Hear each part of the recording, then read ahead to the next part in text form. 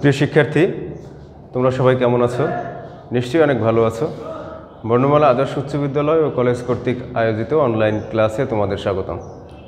তোমাদের সাথে আমি রয়েছি জিএম হাসিব, সহকারী শিক্ষক, ব্যবসায় শিক্ষা শাখা।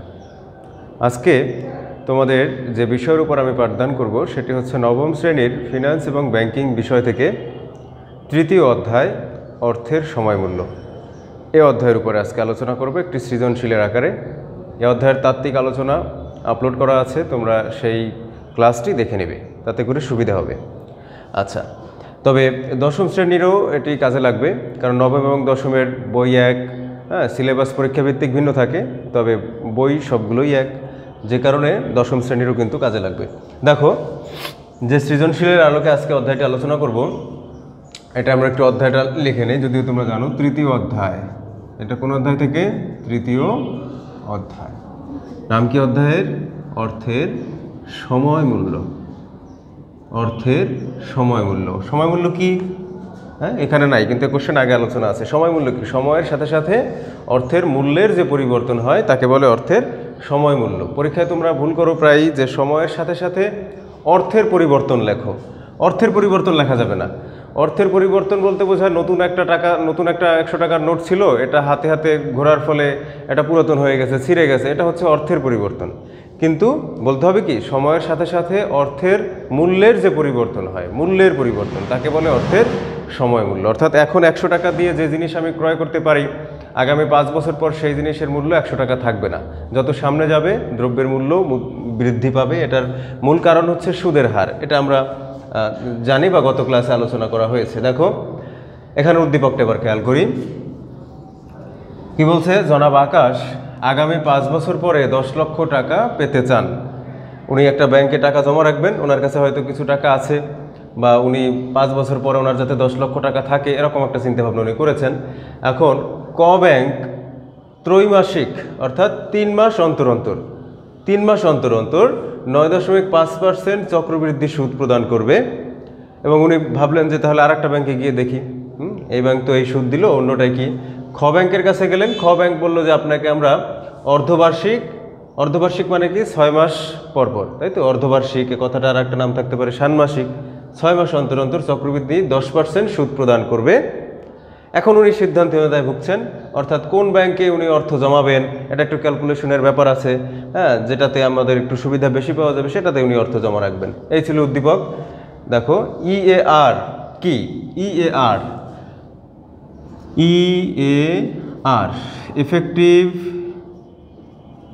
এফেক্টিভ অ্যানুয়াল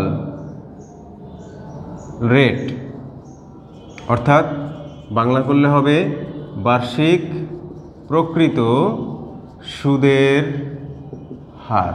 বার্ষিক প্রকৃত সুদের হার, অর্থাৎ কোনো উল্লেখিত সুদ যখন চক্রবৃদ্ধি সুদের কথা বলা থাকবে তখন এটাকে বার্ষিক ধরা যাবে না। দেখো, 3 মাস অন্তর অন্তর 9.5% সুদ আসলের উপরে আবার সুদ প্রদান করবে প্রতি 3 মাস অন্তর অন্তর। তো এই করে দেখা যায় যে বছর শেষে 3 মাস অন্তর অন্তর যদি হয়, বছরে কয়বার চক্রবৃদ্ধির সুদ পাবে? 3 মাস অন্তর অন্তর হলে 12কে ভাগ করো 3 দিয়ে, 4 বার এটা চক্রবৃদ্ধি হবে। 3 দিয়ে ভাগ করতে হবে, 12কে ভাগ করতে হবে 3 দিয়ে, তাহলে দেখা যাবে কত? 4 বার এটা কিন্তু সুদ আসলের উপরে চক্রবৃদ্ধি আকারে সুদ পাবে। তাহলে এই 4 বার সুদ দিতে দিতে গিয়ে বছর শেষে দেখা যাবে কি, যে পরিমাণ উল্লেখিত সুদের হার ছিল এর থেকে কিছু পরিমাণে বেড়ে যায়। ইএআর বা এফেক্টিভ অ্যানুয়াল রেট, এটার মানে হলো বার্ষিক প্রকৃত সুদের হার। অর্থাৎ ওই যে বছর শেষে চক্রবৃদ্ধি হয়ে বছর শেষে, 1 বছর শেষে প্রকৃতপক্ষে সে কত পার্সেন্ট সুদ পেল, সেটাই হচ্ছে প্রকৃত সুদের হার। আর এটা শুধুমাত্র ইএআর বের করা যায় বা নির্ণয়ের সূত্রও আছে, এটা শুধুমাত্র চক্রবৃদ্ধি সুদের ক্ষেত্রে কাজে লাগবে। তাহলে দেখো, ইএআর এখানে তোমার কয়ে বলেছে ইএআর কি? ইএআর হলো এফেক্টিভ অ্যানুয়াল রেট, বার্ষিক প্রকৃত সুদের হার। তবে এটার সূত্রটাও একটু জেনে রাখো, মনে করিয়ে দেই, আগে লিখেছিলাম। ইএআর এটা নির্ণয় করে কিভাবে, যে প্রকৃতপক্ষে কত পার্সেন্ট সুদ পাবে সেটা বের করার ফর্মুলা হলো 1 + i divided by m whole to the power m - 1। আর রেজাল্ট যেটা বের হবে এখানে ক্যালকুলেশন করে সেটাকে 100 দিয়ে গুণ করতে হবে। ঠিক আছে? এখানে আই বলতে কি বোঝাচ্ছে? আই বলতে বোঝায় সুদের হার। সুদের হার কয় পার্সেন্ট সুদ প্রদান করে। এম হচ্ছে চক্রবৃদ্ধির সংখ্যা, বছরে কয়বার চক্রবৃদ্ধি হচ্ছে। চক্রবৃদ্ধির সংখ্যা। এগুলোর 3 মাস অন্তর হলে এম এর মান হবে 4, 2 মাস অন্তর হলে এম এর মান হবে 6, প্রত্যেক মাসে মাসে চক্রবৃদ্ধি হলে এম এর মান হবে 12। এগুলো আমি লিখে দিছিলাম, ঠিক আছে। আচ্ছা, তাহলে আমাদের কয়ের আলোচনা শেষ। এবার আসো ক্ষয়ে কি বলছে। ক্ষয়ে বলছে সুযোগ ব্যয় কি। সুযোগ ব্যয় কি এটাকে ব্যাখ্যা করার জন্য বলা হয়েছে। সুযোগ ব্যয় কি? সুযোগ ব্যয়টা হচ্ছে, একটু সংজ্ঞাটা লিখে নেই তারপর সেটা ব্যাখ্যা করি। সুযোগ ব্যয় যেটাকে বলে অপরচুনিটি কস্ট। অপরচুনিটি কস্ট এটা কখন কাজে লাগবে? একাধিক প্রকল্পে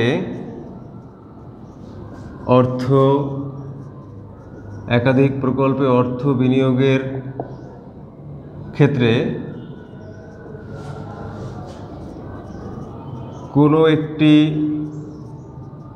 কোনো একটি প্রকল্পে অর্থ বিনিয়োগ করে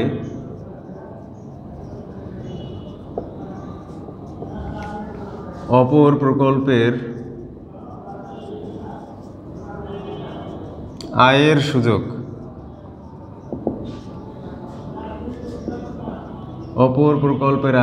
সুযোগ ত্যাগ করাকে সুযোগ ব্যয় বলে।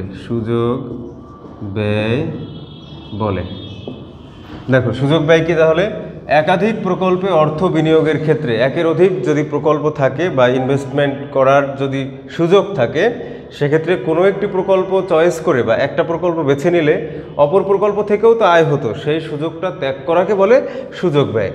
যেমন ধরো আমি 50,000 টাকা বিনিয়োগ করব বা 5 লক্ষ টাকাই বিনিয়োগ করবো, একটু বাড়িয়ে দিলাম, 5 লক্ষ টাকা বিনিয়োগ করব, অর্থাৎ ব্যবসায় খাটাবো। এই 5 লক্ষ টাকা 5 লক্ষ টাকা বিনিয়োগ করার জন্য আমার যে কোনো একটা বেছে নিতে হবে। ধরো আমি কলম উৎপাদন করতে পারি, আমি পেন্সিল উৎপাদন করতে পারি। আচ্ছা, এখন এই কলম উৎপাদন করে বিক্রি করব, এতে দেখা গেল যে আমার লাভ পেতে পারি বছরে 1 লক্ষ টাকা লাভ পেতে পারি বছরে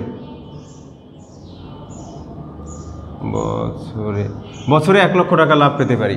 আর পেন্সিল উৎপাদন যদি করি তাহলে দেখা গেল বছরে আমি 1,50,000 টাকা বছরে 1,50,000 টাকা লাভ পেতে পারি। দেখো আমার কাছে দুইটা বিনিয়োগের সুযোগ আছে।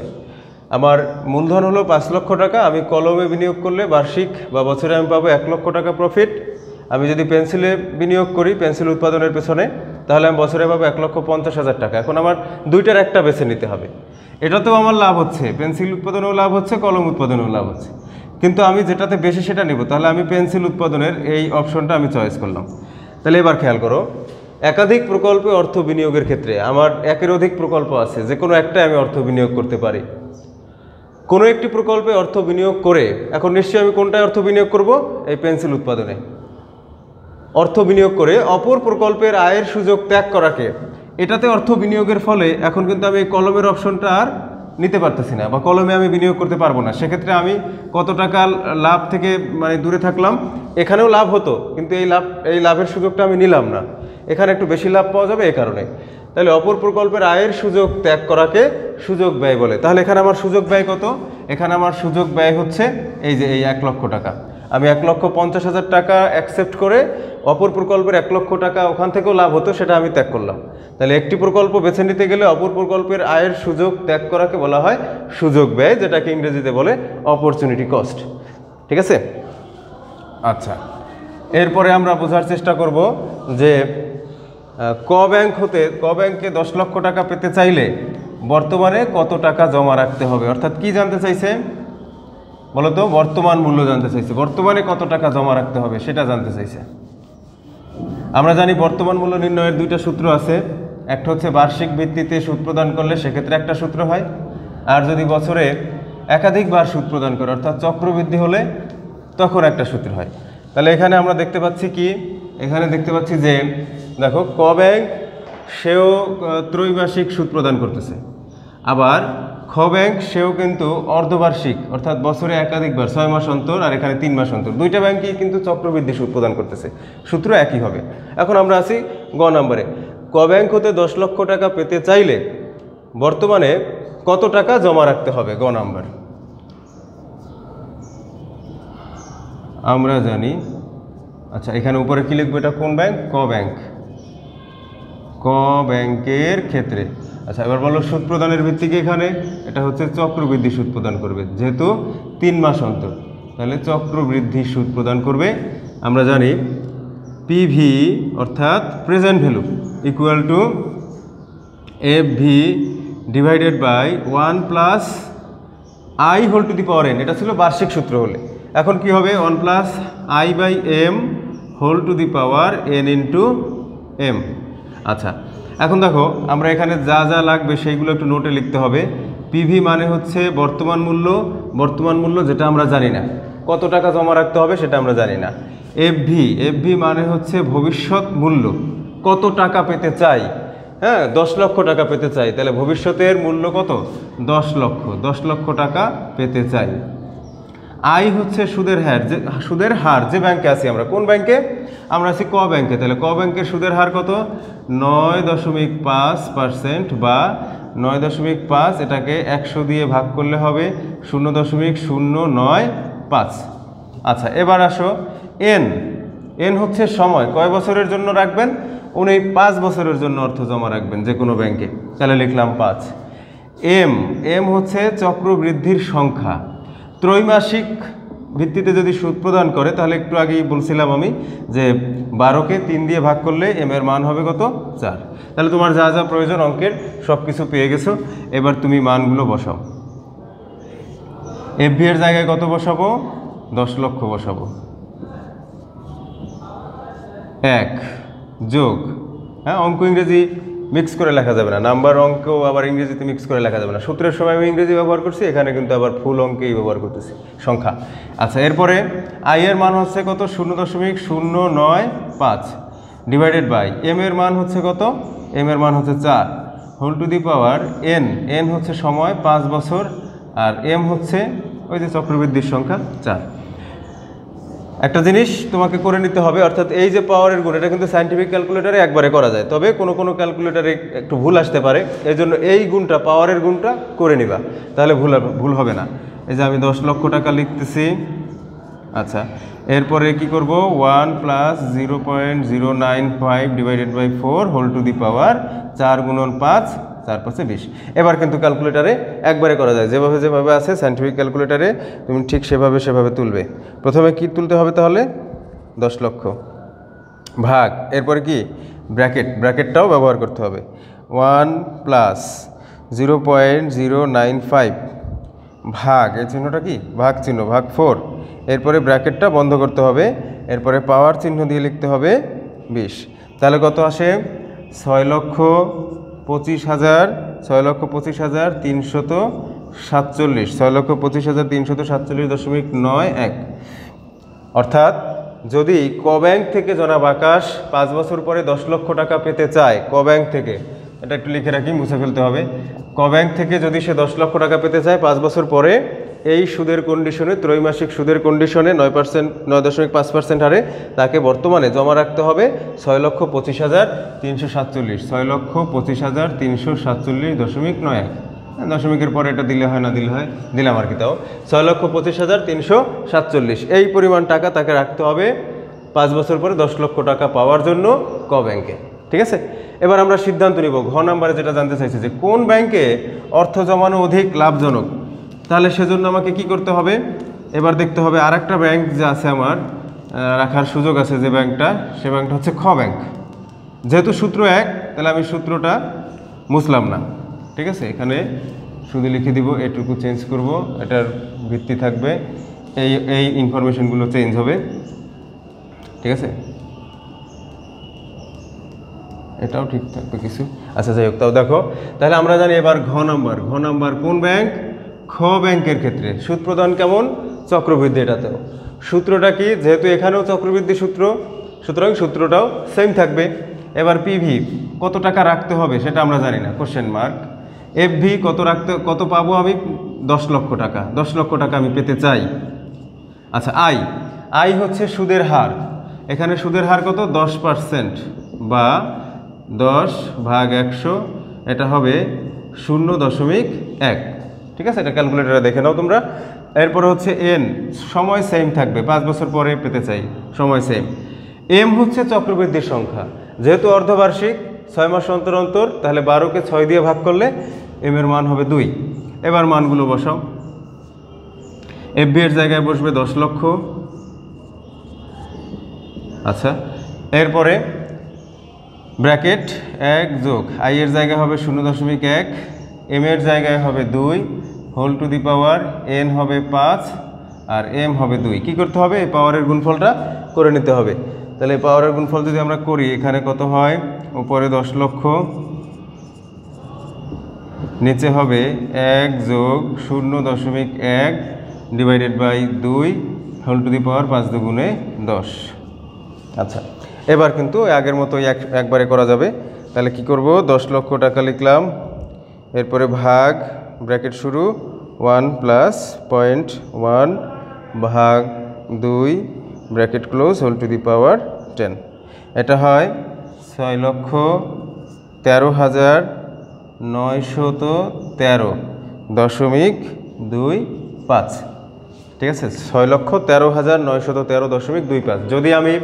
যদি আমি 5 বছর পরে 10 লক্ষ টাকা পেতে চাই খ ব্যাংক থেকে, এবং অর্ধবার্ষিক সুদ দিবে আমাকে খ ব্যাংক 10% করে, তাহলে খ ব্যাংকে আমার রাখতে হবে কত? বর্তমানে এখন রাখতে হবে কত? 6,13,913.25। দেখো, এখন আমার কাছে সিদ্ধান্ত চাইছে যে কোন ব্যাংকে অর্থ জমানো অধিক লাভজনক। আচ্ছা, আমরা ক ব্যাংক থেকে যদি অর্থ পেতে চাই, গ নম্বরে যেটা বলছে, ক ব্যাংক থেকে যদি পেতে চাই 10 লক্ষ টাকা 5 বছর পরে, তখন রাখতে হবে।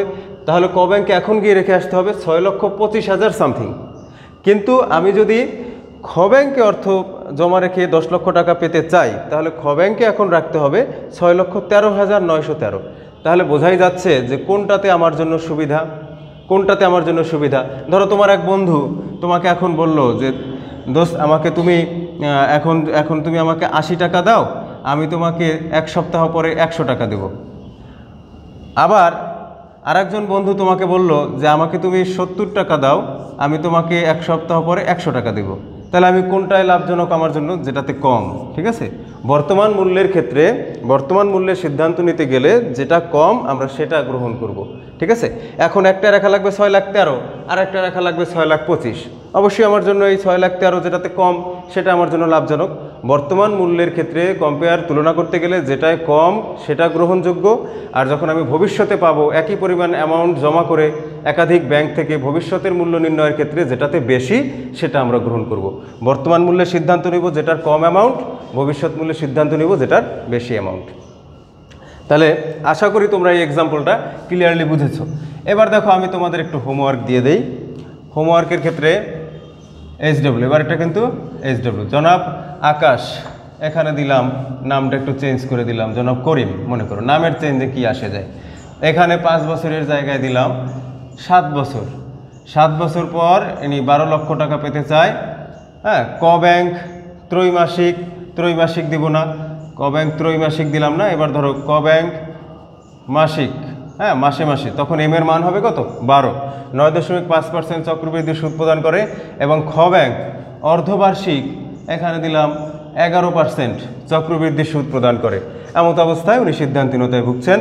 এখানে আর কি, সুযোগ ব্যয় কি, এগুলোই ঠিক থাকবে। ঠিক আছে, আর এখানে হবে কি? এখানে হবে কত লক্ষ? এই যে 12 লক্ষ। ঠিক আছে, বাকি সব সেম থাকবে। এই অনুযায়ী SW করবে, যেই দিন জমা দিতে বলবে সেদিন তোমরা এসে এটা জমা দিয়ে যাবে। আচ্ছা, তো প্রিয় শিক্ষার্থী, আজকের তোমাদের জন্য, তোমাদের উদ্দেশ্যে আমার ক্লাস এ পর্যন্তই। আশা করি তোমরা এটা বুঝতে পেরেছো। সবাই যে যার অবস্থানে থাকবে এবং পড়াশোনা চালিয়ে যাবে। সকলের সুস্থতা কামনা করি। ভালো থাকো, সুস্থ থাকো। আল্লাহ হাফেজ।